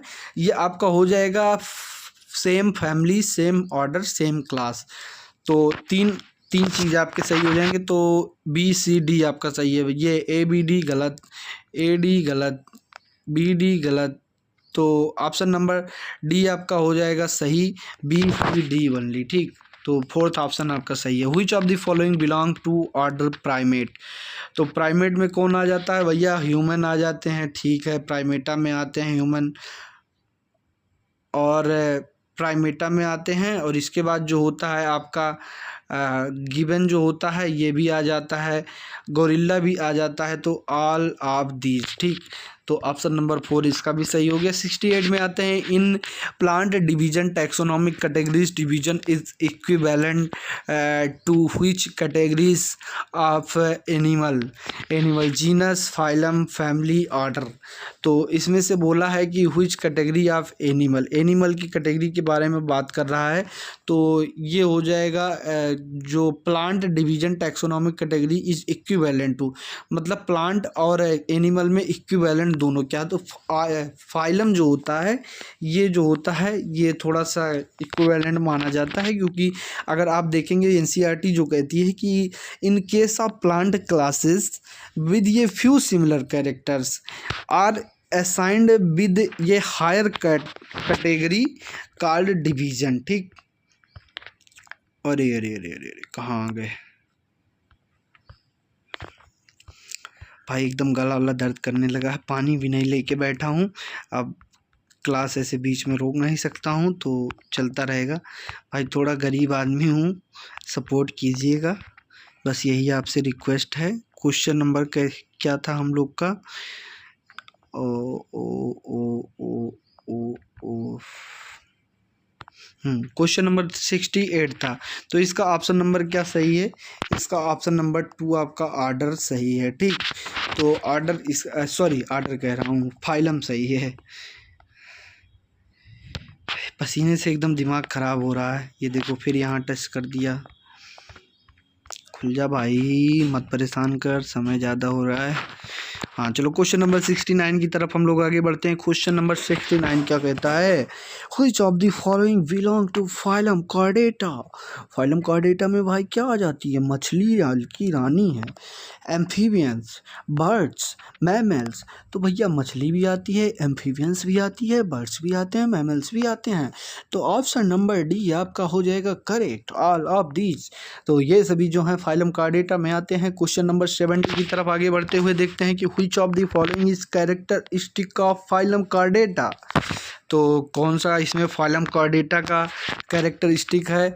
तो कॉर्डेटा में आपने पढ़ा होगा भाई, कॉर्डेट और नॉन कॉर्डेट में डिफरेंस आपको पढ़ाया जाएगा ज़्यादातर। वहाँ आपको देखने को मिलेगा एनिमल किंगडम में एक छोटा सा चार्ट मिलेगा, वहाँ नॉन कॉर्डेट और कॉर्डेट के बारे में 4-5 डिफरेंस दिए हुए हैं। तो जो कॉर्डेटा में होता है भैया, presence of notochord, ventral hollow neural system, both 1 and 2, none of these. भैया इसमें जो होता है डॉर्सल नर्वस सिस्टम होता है, वेंट्रल जो होता है वो नॉन कॉर्डेट्स में होता है। और ये आपका ऑप्शन नंबर जो हो जाएगा फर्स्ट हो जाएगा सही। ठीक, तो 70 के बाद 71 की तरफ आगे बढ़ते हुए, Plantae comprises of all plant from single division. गलत, all plant from different division. Yes true, only angiosperm गलत, ओनली जिम्नोस्पर्म एंड ब्रायोफाइटा गलत। ऑप्शन नंबर 2 आपका हो जाएगा एकदम correct, only all plant from different division. ठीक, तो ये क्या कहता है, एनसीईआरटी कहती है कि the kingdom Plantae on the other hand is distinct and comprises all plant from various division. तो नेक्स्ट क्वेश्चन हमारा 72 आ जाता है, which of the following is true. True के बारे में पूछा, ट्रू ट्रू ट्रू। तो ट्रू हम देखेंगे, थोड़ा सा डिस्प्ले दिख नहीं रहा, एक सेकंड छोटा कर देते हैं, चलिए ठीक है। Which of the following is true from moving toward higher taxonomic categories number of common characters goes on decreasing. Yes true, मैंने आपको अभी बताया था कि जैसे जैसे हम नीचे से ऊपर की ओर जाते हैं कॉमन कैरेक्टर डिक्रीज होते जाते हैं। Lower the taxa more are characteristic member within the taxon share. ठीक है, ये भी ऑप्शन आपका एकदम सही लग रहा है, सही लग नहीं रहा, सही है, क्योंकि हमने बताया था ऊपर कैरेक्टरिस्टिक जो होते हैं कॉमन कैरेक्टरिस्टिक डिक्रीज करते जाते हैं, जैसे जैसे हम ऊपर जाते हैं तो नीचे ज़्यादा होंगे भाई कॉमन कैरेक्टरिस्टिक, दोनों बात सही है। Higher the taxa greater the difficulty determining the relationship to other taxa at same level. Yes true, मैंने बताया था भाई जैसे जैसे हाईएस्ट कैटेगरी की तरफ जाओगे सिमिलरिटीज कम होती जाती है, तो उन दोनों के बीच में डिफ्रेंशिएट कैसे कर पाओगे, कोई रिलेशनशिप कैसे बता पाओगे। तो तीनों ऑप्शन आपके सही हैं। चौथा देखते हैं, लोएस्ट टैक्सा इज जीनस। गलत, गलत स्पीसीज होती है, कीप पॉट क्लीन और फैमिली गेट सिक। एस से स्पीसीज। ठीक, तो आपका हो जाएगा ABC ट्रू, मतलब डी आपका गलत है, तो ऑप्शन नंबर 4 आपका हो जाएगा सही। तो इस तरह से कोई नहीं क्वेश्चन कराता होगा भाई, क्योंकि चारों ऑप्शन इतना कोई डिस्कस नहीं करेगा। मुझे समय लग रहा है, मैं मानता हूँ, पर धीरे धीरे मैं स्पीड बढ़ाने की कोशिश करूँगा। आज फर्स्ट डे है तो थोड़ा समय लग सकता है, लेक्चर लंबा हो सकता है। Correct order of taxa in plants is species, genus, family, class, order, phylum, kingdom. भाई ये थोड़ा सा कंट्रोवर्शियल क्वेश्चन है कि मतलब इसमें समझ नहीं आता कि आप किस बेसिस पर मतलब आप करेंगे। इसमें ऑर्डर नहीं पूछा है ना कि कैरेक्टरिस्टिक्स के बेसिस पर इंक्रीजिंग ऑर्डर या डिक्रीजिंग ऑर्डर में करना है, या हाईएस्ट या लोएस्ट कैटेगरी के बेसिस पर करना है। तो अगर आप देखेंगे तो चारों ऑप्शन अगर मैच नहीं कर रहे हैं एक दूसरे से तब तो ठीक है, लेकिन कहीं ऐसा दे दिया एक स्पीसीज से किंगडम की तरफ दे दिया और एक किंगडम से स्पीसीज की तरफ दे दिया, तो उसमें आप कंफ्यूज हो सकते हैं कि इसमें से मैं क्या आंसर टिक करूं। तो चलिए देखते हैं इसमें क्या आंसर दिया। मैं भी भाई PDF देखा नहीं हूं, क्वेश्चन करके नहीं आया हूं एक भी। तो चलिए देखते हैं कि species, genus, family, class, order, phylum, kingdom. देख लो भैया, यही कर दिया। अगर उल्टा आप इसी को पढ़ेंगे तो क्या हो जाएगा कि पॉट, सॉरी ये गलत हो गया, ऑर्डर आपका यहीं से गलत हो गया। उल्टा आप देखेंगे तो आपका ऑर्डर गलत हो गया। पहला ऑप्शन ऐसे आप रिजेक्ट कर देंगे। दूसरा देखते हैं कि पॉट, ये देखिए कि पॉट और गलत। इसके बाद देखेंगे कि पॉट क्लीन और फैमिली गेट सिक।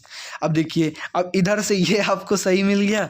अब चौथा पढ़ेंगे कीप डिवीज़न, मतलब वही फाइलम, और इसके बाद क्लास क्लीन और फैमिली गेट सिक।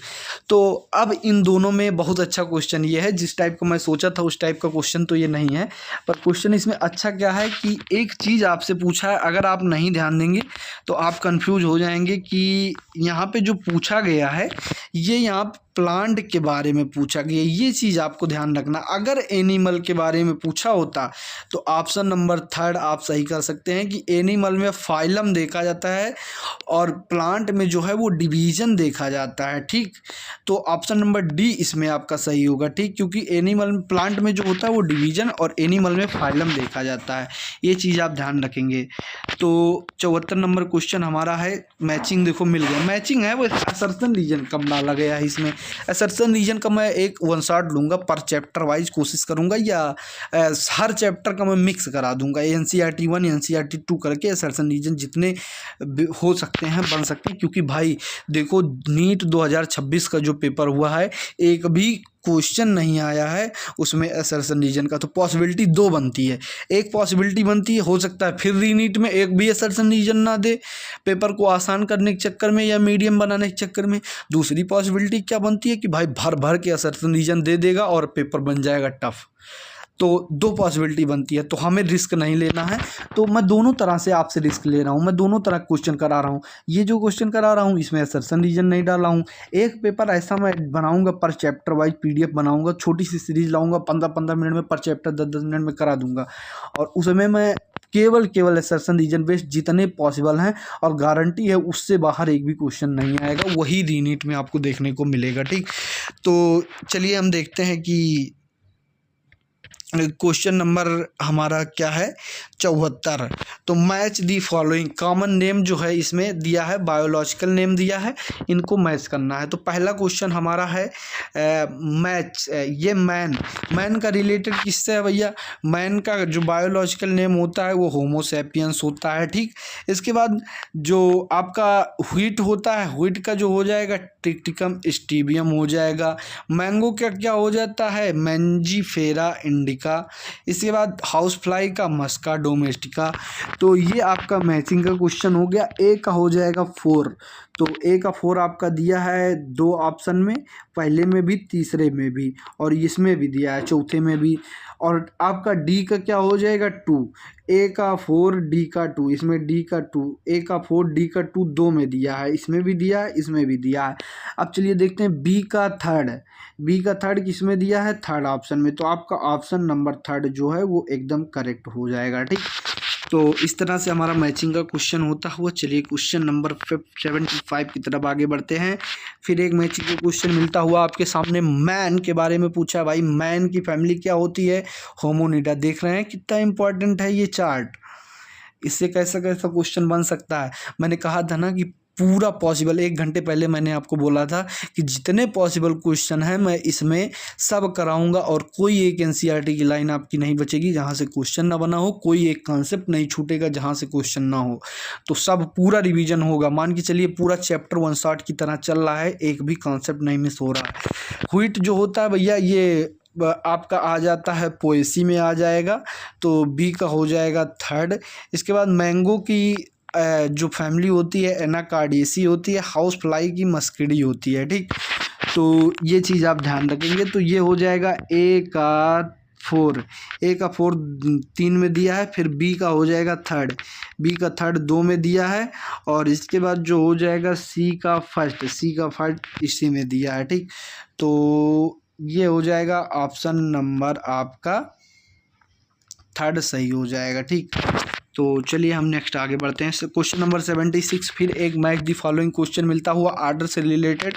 मैन जो है किससे रिलेटेड है भाई? मैन का जो है वो ऑर्डर जो होता है प्राइमेटा होता है। मैन का ऑर्डर क्या होता है? प्राइमेटा होता है। व्हीट का ऑर्डर क्या होता है भैया? व्हीट का ऑर्डर क्या होता है आप बताएंगे? व्हीट का ऑर्डर जो होता है पोएल्स होता है। मैंगो का ऑर्डर क्या होता है? स्पिंडल्स होता है। हाउस फ्लाई का ऑर्डर क्या होता है? डिप्टेरा होता है। तो इस तरह से ऑप्शन नंबर 3rd हमारा हो जाएगा एकदम करेक्ट। चलिए नेक्स्ट क्वेश्चन 77, फिर एक मैच दी फॉलोइंग मिला। देखिए मैंने कहा था हर टाइप का पॉसिबल क्वेश्चन मिल रहा है। मैन किससे रिलेटेड हो गया? आपकी बार मैन का क्लास मैमेलिया। व्हीट का क्लास क्या हो जाएगा आपका? व्हीट का क्लास मोनोकोटिलिडॉन्स। मैंगो डाइकोटिलिडॉन्स। हाउस फ्लाई हो जाएगा आपका 2 इंसेक्टा हो जाएगा। तो बी का हो गया बी का फर्स्ट किस में दिया है? ऑप्शन नंबर 2 और इसमें दोनों में दिया है। तो ए का कौन सा है? ए का 3rd, मतलब आपका ऑप्शन नंबर 2 सही है। ठीक, तो ऑप्शन नंबर 2 आपका सही है। इसी तरह 78 नंबर क्वेश्चन फिर आपका फाइलम से मिल गया।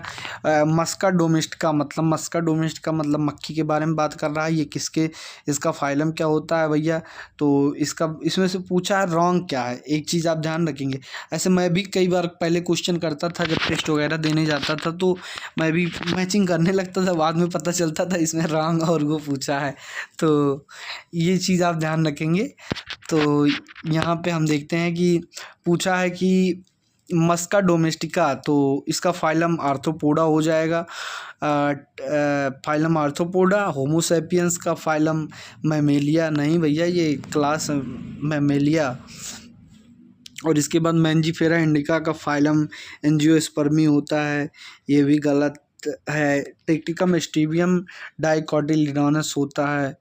तो ये आपका देखने को मिलेगा। होमो सैपियंस का जो होता है ये फैमिली नहीं होती है, अरे सॉरी, ये फाइलम मैमेलिया नहीं होता है। फाइलम तो आपको किंगडम, फाइलम, ये चीज़ें देखने को मिलती है, तो ये आपको याद होगा। होमो सैपियंस में ये बोल रहा फाइलम मैमेलिया, ये गलत हो जाता है। इसके बाद आपका जो हो जाता है अगला, ये इसका फाइलम डाइकोटिलिडोनस नहीं होता है। बाकी ये दोनों सबके ठीक हैं, तो बी डी आपका इनकरेक्ट हो जाएगा। ठीक, बी डी इनकरेक्ट हो जाएगा। बीड़ी नहीं भैया, नशेबाज, चाय सुट्टा बहुत मारे होगे भाई तुम लोग बदनाम पे, हमें पता है, बदनाम चाय वाले पे। हालांकि ये सब चीज़ें बहुत गलत चीज़ें हैं, नहीं करना चाहिए। ये store house of collected plants specimens that are dried, pressed and preserved on sheet is known as herbarium।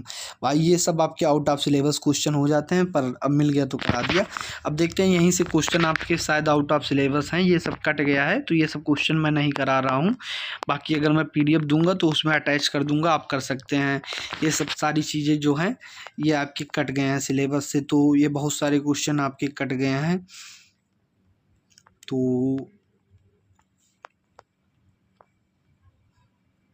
एक क्वेश्चन ये इम्पोर्टेंट है थोड़ा सा, ये क्वेश्चन आप कर लेते हैं 94 वाला। तो 94 वाला क्वेश्चन क्या कहता है, which of the following content actual account of habitat and distribution of plant animal given area. भाई ये थोड़ा बायोडाइवर्सिटी से भी रिलेट करता है, तो इस क्वेश्चन को करना आपके लिए ज़रूरी है। ठीक, क्योंकि हो सकता है ये क्वेश्चन मान लो बायोडाइवर्सिटी से रिलेट करके पूछ ले तो फंस जाएंगे आप। तो इसका ऑप्शन हो जाता है भाई, ऑप्शन नंबर 2 इसका सही हो जाता है, फ्लोरा। ठीक, इसमें से जो एक्चुअल अकाउंट और हैबिटेट डिस्ट्रीब्यूशन की बात करता है तो वो फ्लोरा हो जाएगा। ठीक, flora contain actual account and habitat distribution of plant and area. तो चलिए ठीक है, नेक्स्ट क्वेश्चन हम देखते हैं। और एक क्वेश्चन फिर यहाँ ये वाला मिल जाता है, इस टाइप का 2 क्वेश्चन मैं करा देता हूँ। Which of the following provide index to the plant species found in particular area. और इंडेक्स जो बताता है वो कैटालॉग बताता है। 2-3 क्वेश्चन मैं आउट ऑफ सिलेबस अगर करा रहा हूँ तो इसके लिए घबराइएगा मत, ये कर लीजिए। 2 क्वेश्चन में आपका कुछ घट नहीं जाएगा। ठीक, बाकी मोनोग्राफ कंटेन इंफॉर्मेशन ऑन, ये हो जाएगा आपका 1 स्पीसीज के लिए होता है। ठीक, तो एग्जाम्पलर के क्वेश्चन अब आ गए हैं, एग्जाम्पलर के क्वेश्चन हम लोग करते हैं। तो as we go from species to kingdom in an, a taxonomic hierarchy the number of common characteristics. तो कॉमन कैरेक्टरिस्टिक्स जो होती हैं जब आप जाते हैं स्पीसीज टू किंगडम, मैंने बताया था स्पीसीज से किंगडम की तरफ जाने पर ये जो होता है ये डिक्रीज करता है। ठीक, तो इसका होगा जो ऑप्शन नंबर ये आपका हो जाएगा सही। ठीक, और इसमें जो है मैंने आंसर की लगभग शायद इस PDF में अटैच नहीं होगा, तो इसको आप क्वेश्चन को खुद करने की कोशिश करिएगा, क्योंकि इतने सारे क्वेश्चन कराने के बाद आपका एग्जाम्पलर का क्वेश्चन अगर फंसने लगेगा तो फिर बेकार है।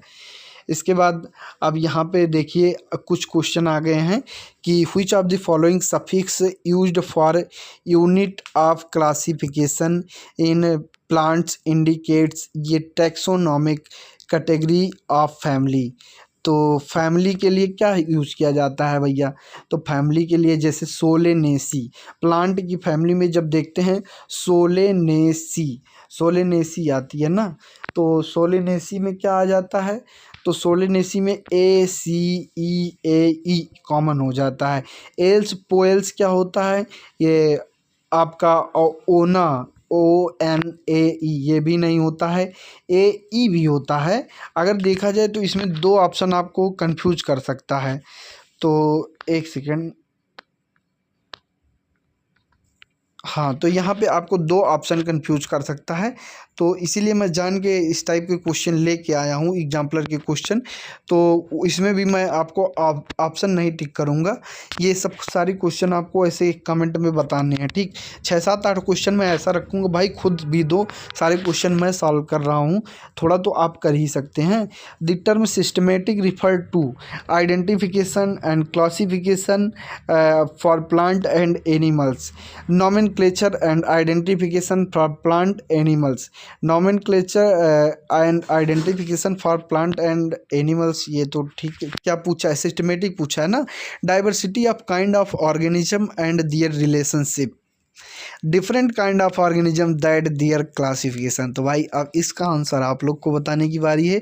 ये सब का आंसर आप कमेंट बॉक्स में बताते जाइएगा। क्वेश्चन नंबर 1 2 3 करके आप ऑप्शन में टिक करते जाइएगा, हम समझ जाएंगे कि ये एग्जाम्पलर का है। ठीक, एक्स लिख दीजिएगा आप। इसके बाद चलिए, genus represent an individual plant और एनिमल। जीनस ये कलेक्शन ऑफ प्लांट और animal, group of closely related species. तो ये हो जाएगा आपका, सॉरी मैं आंसर नहीं बताना है ना इस बार, लेकिन आंसर के नीचे मैं वैसे भी अटैच कर दिया हूँ, तो कोई दिक्कत आपको नहीं है, लेकिन फिर भी मैं आपको ऐसे करा दे रहा हूँ।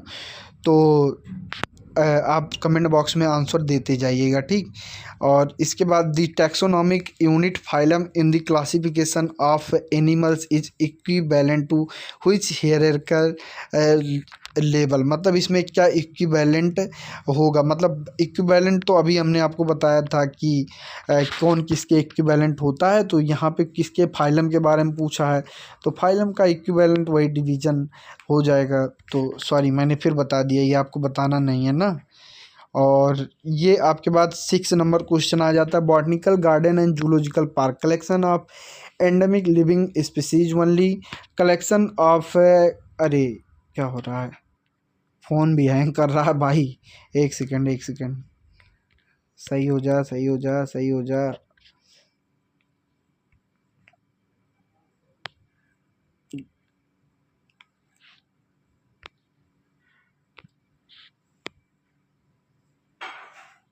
हाँ, botanical garden and zoological park have collection of endemic living species only, गलत। ये क्वेश्चन वैसे मैं आपको करा ही देता हूँ। Collection of exotic living species only, गलत। Collection of endemic and exotic living species दोनों का होता है, सही है। यह ऑप्शन आपका थर्ड सही है। इसके बाद चलिए 7 नंबर क्वेश्चन देख लेते हैं। The taxonomic key is one of the taxonomic tools identification and classification of plant and animal, it is use to preparation of monograph flora. ये बहुत 1 and 2 सही हो जाएगा, बहुत A and B. All living organism is linked to one to another because they have common genetic material of same type. They share common genetic material but varying degrees, all have common cellular organization।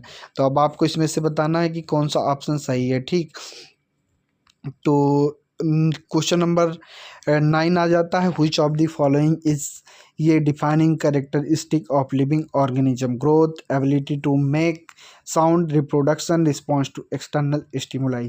भाई मैंने आपको बताया था कि growth जो होता है living non living में दोनों होता है, तो ये डिफाइनिंग फीचर नहीं हो सकता।